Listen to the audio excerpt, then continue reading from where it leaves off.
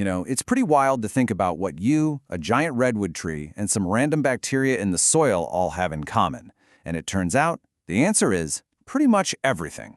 We're all built from the exact same molecular Legos. So in this explainer, we're going to decode that blueprint of life. We'll see how just a handful of molecules build everything imaginable, and how biology, chemistry, and physics are really just telling one single incredible story. Let's kick things off with this idea from Francis Crick. Yep, one of the guys who figured out DNA. And what he's getting at here is it's mind-blowing. All life that we know of, everything on Earth, uses the same basic alphabet. Just 20 amino acids to build proteins and 4 bases to write the code of DNA. That's it. This universal toolkit is the starting point for all the crazy diversity we see around us. All right, so let's meet the first and you could argue the busiest of these molecules, proteins. I mean, if you think of a cell as a bustling city, proteins are, well, they're everyone. They're the construction workers, the messengers, the power plant operators, the garbage collectors. They are the tiny machines that do almost all of the work. And what are these little machines made of? They're all constructed from these units called amino acids. And you can think of them like specialized Lego bricks. They all have the same basic shape, a common backbone, but then there's this one part that sticks off the side, the R group. And that's where the magic is. That's the only part that's different among the 20 types, and it's what gives each one its unique chemical personality. And those personalities all come down to basic chemistry. Some of these R groups are nonpolar, which means they absolutely hate water. They're hydrophobic. Others have a charge, so they love interacting with water and other charged particles. And this chemical diversity, it's literally everything. It's what allows these long chains to twist and fold into the incredibly complex 3D shapes they need to do their thousands of different jobs.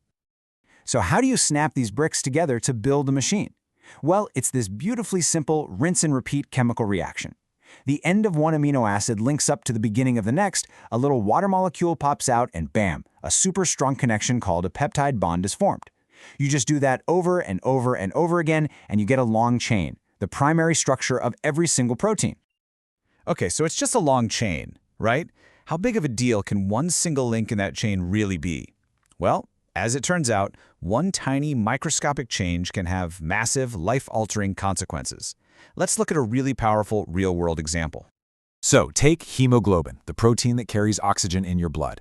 In sickle cell disease, a single little typo in the DNA code swaps out one amino acid, glutamic acid, for a different one, valine. The key difference? Glutamic acid is hydrophilic. It loves water. Valine is hydrophobic. It hates water. That one little change in chemistry causes the proteins to stick together when oxygen gets low, physically warping the whole red blood cell from a nice round disc into a stiff, sickled shape. It's a perfect example of how a change in one molecule can change an entire cell.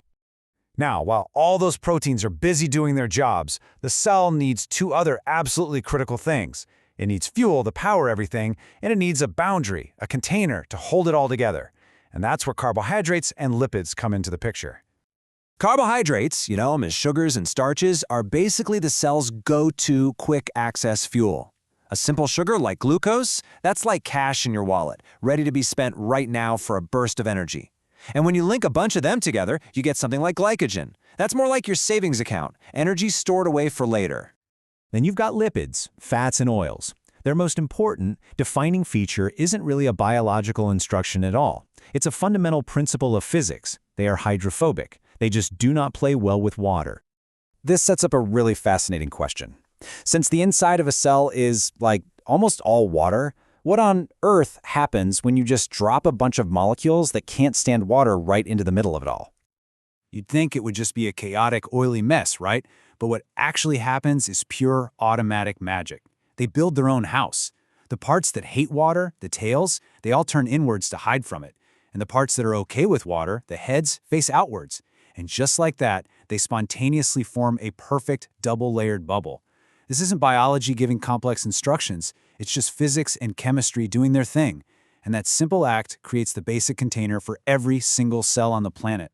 So, okay, we have the workers, the proteins, we have the fuel and the factory walls, the carbs and lipids, but how does the cell know which proteins to build and when to build them? For that, we have to look at the master blueprint, DNA.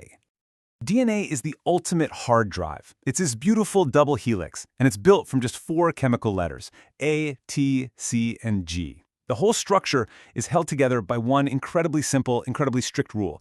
A always pairs with T, and C always pairs with G. The specific sequence of these letters is a digital code that holds the instructions to build you, or a mushroom, or a whale. So, this long sequence of letters written into the DNA molecule, that's the fundamental information. It's the architectural plan. And this vast, complex, three-dimensional world of functional protein machines is the direct result. The blueprint literally becomes the workforce. This is the central idea, the central flow of information that drives all of life as we know it. So let's pull all these threads together. Life can seem kind of rebellious, right? It creates all this incredible order and complexity out of what seems like chaos. But the truth is, life is the ultimate law-abiding citizen. It doesn't break the rules of physics and chemistry, it just exploits them with absolute mastery. A living thing is what physicists call a non-equilibrium system. See, the universe naturally tends towards disorder, towards chaos. It's a fundamental law. But life is in a constant state of fighting against that. By constantly pulling in energy, by eating food, by soaking up sunlight, it maintains its incredible level of order, actively pushing back against that slide into chaos. For a living thing, reaching that state of equilibrium, well, that's death. And that brings us right back to the sickle cell story, which is just the perfect case study for how interconnected this all is. It all starts with a random mutation in the DNA. That's pure biology. That mutation swaps a water-loving amino acid for a water-fearing one. That's chemistry. That simple chemical change alters how the protein folds and clumps up. That's physics. And here's the kicker. In environments where malaria is common, this physical change actually gives people a survival advantage. And just like that, we are right back to biology and evolution. You see, it's all one continuous, unbreakable loop. So, yeah, in just a few minutes, we've gone from the simple chemical quirks of a few molecules all the way up to the grand, sweeping forces of evolution that shape entire species. And we've seen how every single step is governed by the same fundamental laws of science. But all of this leaves us with one of the all-time great paradoxes, a real chicken or the egg problem right at the origin of life itself. Think about it. You need DNA to hold the instructions to make proteins, but you need protein machines to actually build and copy the DNA. So, how could a system like that ever get started? Well, the leading hypothesis is absolutely fascinating. It's called the RNA world. The idea is that another molecule, RNA, sort of DNA's older, simpler cousin, came first. And that's because some RNA molecules can do both jobs. They can store information like DNA, and they can act like protein machines to get work done. It's like a molecular Swiss Army knife. Could this one versatile molecule have been the spark that kicked off this whole incredible story? That's one of the biggest questions scientists are still chasing today.